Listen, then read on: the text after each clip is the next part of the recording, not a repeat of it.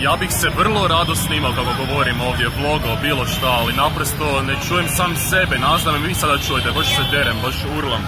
Dakle, ovdje je tolika buka da ne čujem vlastite misli, stvarno je kaos ovdje. Majmune, gledam majmune, sada ne vide se iza mene, skaču, ne vide se od sunca valjda. Ali da, ja bih vrlo rado ovdje sve pričao, svašta pokazivao ovako, ali ne samo da me milijardu ljudi gleda kada ovo radim, nego ne čuje se, zato ne snimam toliko, nego više snimam, dakle, kada vi gledate iz moje perspektive, nešto to liči jer kamera mi onda bliže. Ovdje je stvarno ludnica, tako da, eto, to je to.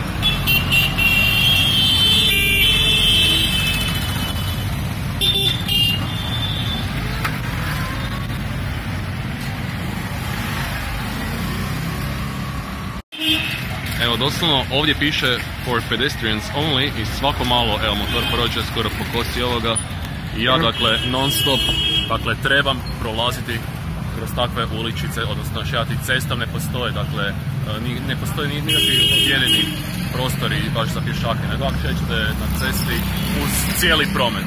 I sada preživio ili ne, jebi ga, snađi se druže.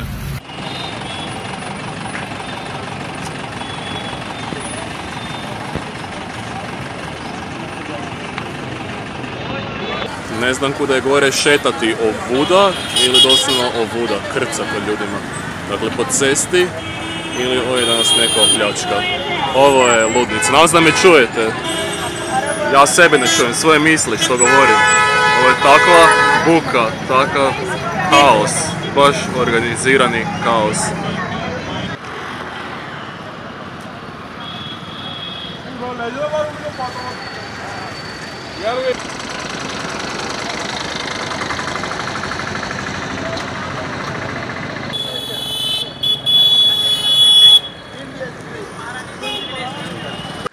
Ovo vam je svakodnevni prizor, vidite cucka, vidite koze, vidi se još neka mačka ispod auta tamo, ali najbolje koze na autu, klasika.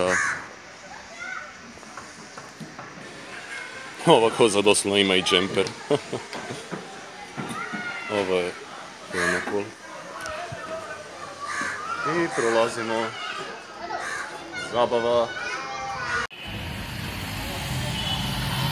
Ovo su toaleti.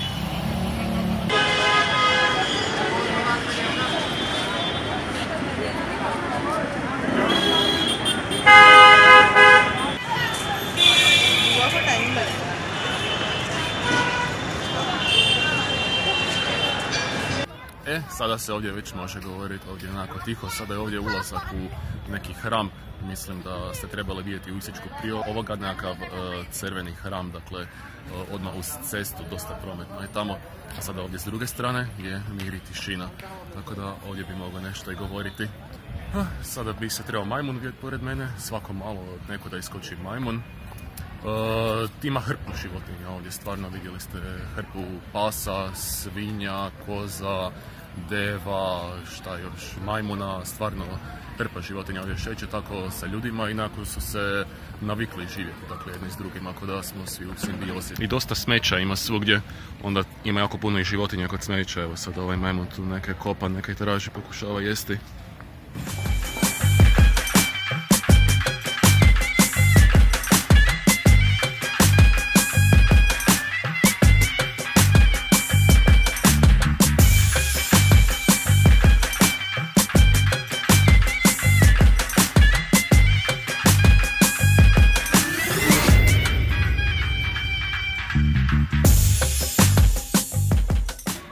Detalji, detalji, detalji.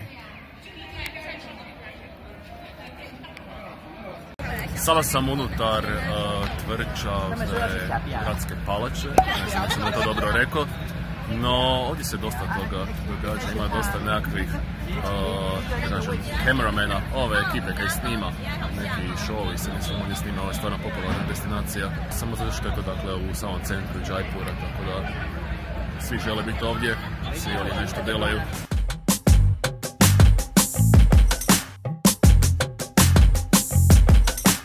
Ova tvrđava je, kao što sam rekao, u samom centru, ali ovdje je tako mirno, konačno se sjećam tako smireno kada šećem centrom grada, pa imam feeling da ću poluditi koliko je to hektično, dakle toliko se toga događa, tako da svako malo emocije mi idu na skroz gore pa dole, onako, pustim se pa ludim, pustim se pa ludim. I tako je otprilike ova Indija za sada. Nema mira, samo ili napet ili nekako smiren uživam ovako u idiličnoj okolini, atmosferi, ili ono napet, srce kuca, umirem, ne mogu ništa kvalitetno razmišljati, samo ono, kada kažem, kada mi se svi senzori u tijelu aktiviraju da pratim svaki dijelić moje vidne percepcije, toliko je to ludo. I uši mi se upali, sve vam se upali, sva osjetila vam se upali, toliko je naporno vani, ja sada konačno mir i konačno se mogu obnoviti. Ovdje samo fotkam, samo snimam pomalo, baš ono chill, laganini, a čim vani odmah ludnica. Ne znam koliko ću dugo još izdržati, nisam očekao da će biti fakat ovolika drastična razlika, da će biti ovoliko ludo.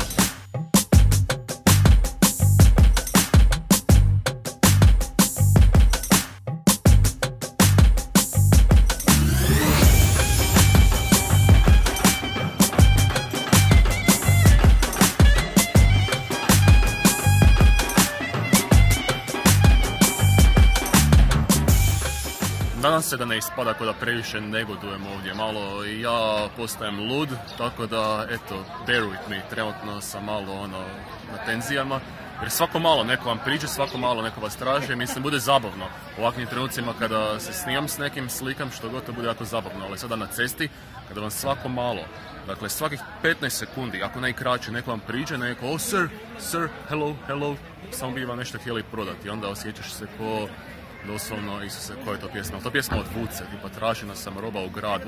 Tako se ja osjećam, doslovno, kao neka najzgodnija žena i sada svi joj frajeri prilaze u klubu. Tako se ja osjećam u Indiji, cijelo vrijeme. Dakle, cijeli jedan klub za predivnu ženu je Indija za bijelca nekog poput mene. Tražena si roba u gradu, svi te žele tako lijepu i mladu, a ja tako da, eto, tako se osjećam, zato sam malo kratak sa živcima, malo negodujem jer ludujem ovdje. Nisam smiren, svako malo, dakle, energija gore, energija dole, dakle, sad sam opušten, ali dalje nekako te napetosti od prije nekako postepeno se smirujem sada. I onda ću opet izaći sada van na cestu i opet ću biti bolesno nabrijan.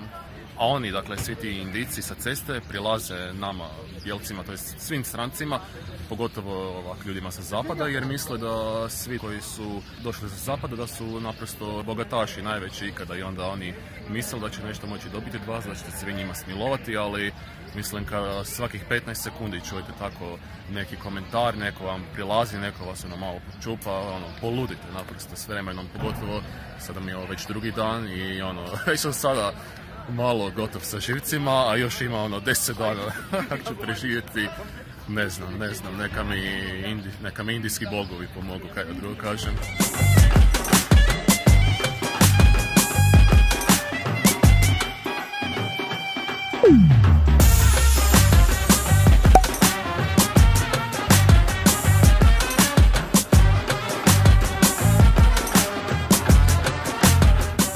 Sada, dakle, idem u tu palaču iza mene, zove se Amber Palace. Pojma, inače, da budem iskren, nemam baš o njoj, samo mi je ostalo sjećanje da sam pročitao da je iz 16. stoljeća. Ogromna je, tipa top destinacija, dakle, za posjetiti oko Jaipura. Tako da, eto, na slijepo idem, pa vidjet ćemo na šta to liči. Golubovi poludili ovdje, šta je ovo? Nas da se kuži na kameri, ovo stvarno jedno 500 golubova samo ovako leti na sve strane. Prefora. Tako predivan pogled.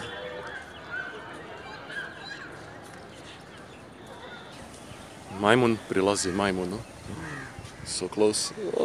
Neki bi mu dao, nemam nikaj. Strah i trepet, prvi put da sam ovako blizu majmuna. A sladak je.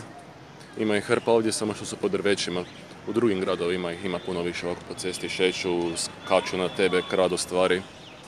Ovo je sada moj prvi susret ovako blizu. Malo nepredvidljiv. Sladak.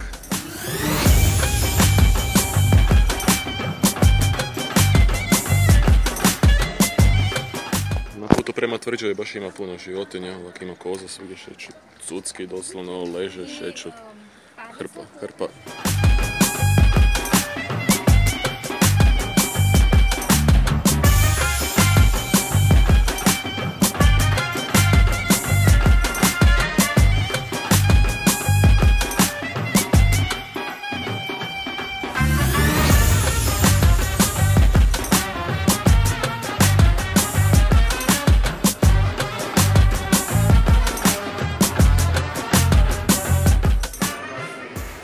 Opet sve maleni prolazi. Opet se trebam dosta saginjati. I opet blaga klaustrofobija kao u Rumunjskoj. Tek sada vidim da se ljudi ovuda kreću.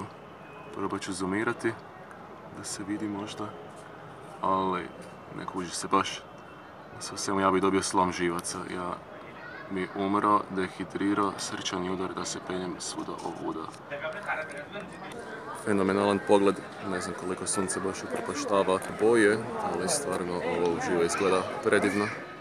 Kako mi je fascinantno koliko puno toga posvećuju detaljima, dakle ovdje. Prekrasno.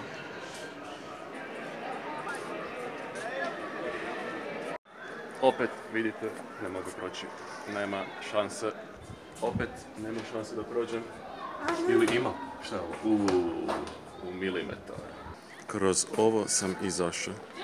Dakle, vidite koliko je minijaturno. Dakle, ovdje su sve tuneli. Biće veoma zabavno prolaziti. Pogledi su tako ubojiti. Ne znam kako se zovu ove zidine, ali ovo mi je kao ono The Great Wall of India. Sam sebi smiješan, ako sam vas nasmio, recite mi, ove fore moje su očajne. Patnje, mlano, mislava. Inače, otkako sam ovdje nekih 15 minuta, već me troje ljudi zaustavilo samo da se slika sa mnom. I dok se ja slikavam, dakle s jednom osobom, druge osobe slikaju, dakle tu osobu koja se slika sa mnom i fotografa koji slika, dakle nas. Baš zabavno. Brutalno minijaturno za mene. Za prosječnog indica baš i nije, ali za mene užas.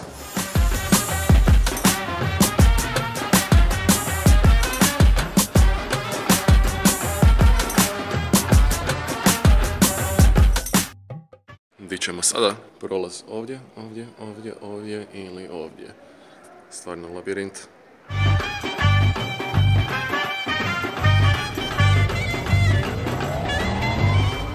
Ovi svi prolazi me podsjećaju na Hugo. Dobro, to ste pretpostavljam apsolutno svi gledali. Koji odabrati? Koji vodi u propast, koji vodi u predivan pogled. Tan, tan, tan.